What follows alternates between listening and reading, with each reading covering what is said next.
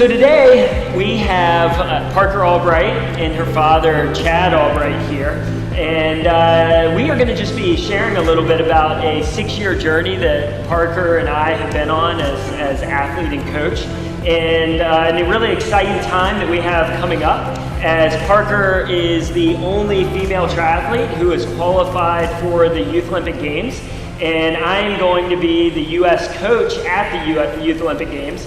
And so we're really looking forward to this time that's coming up in October, and we want to share a little bit about our journey up to this point. And Chad is going to be given some of his insight from watching this journey over the years. So let's just start out going back to the very beginning, about 6 years ago, when Parker and Chad first started working with Endorphin Fitness, and just share a little bit about that experience. So why don't you start there? So I started out running when I was 6, and about 4 years later, my dad got into triathlon because he had got a stress fracture, and he wanted another way to work out. So he bought a tri bike, started swimming, and then I followed in his footsteps when he joined Endorphin Fitness.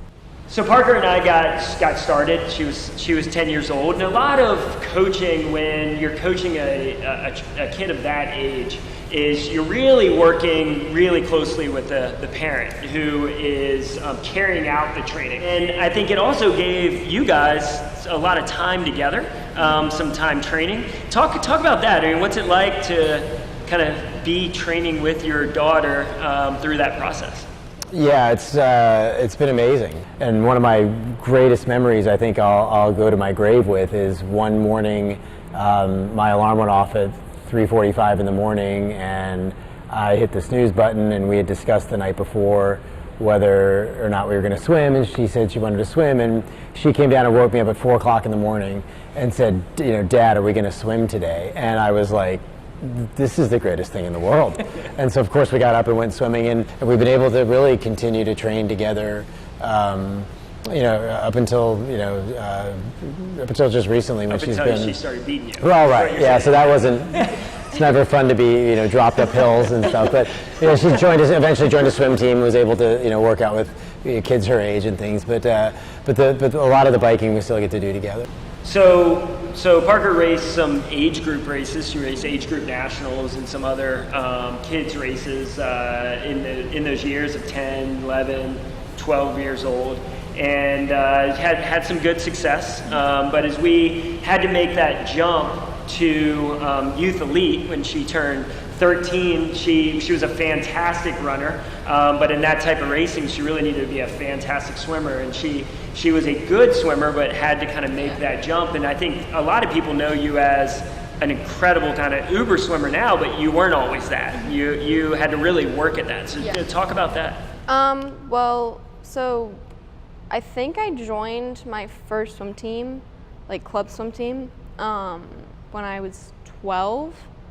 And like as soon as I joined them, I noticed like results of me getting faster, like times dropping by like multiple seconds and like 100, which is really big for swimming. And as I kept swimming with them, I got stronger and I got more confident, and just helped overall. So you've gone through some periods where it's a little bit harder, and again, I think some people don't from the outside it looks like it's a piece of cake, but I think that's an important message, that there are times where you do struggle with that motivation. Yeah. About this year is when I really struggled with motivation. So after East Coast Triathlon Festival, I sort of thought to myself, and I was like, yeah, I need like a break, like a mental break. So I took about like 3 days off, and then it's not a lot. It's not a lot of break, but because like I just love training, so I wanted to get back into it again. But yeah, I took a 3-day break, and then once I got back into it, I just felt stronger immediately. So like just a couple days off really, really helped me. Making that transition from when you're youth elite or to junior elite, or really any time where you're moving up a category and you go from big fish in the pond to little fish in the pond, we oftentimes see that motivation kind of waning a bit.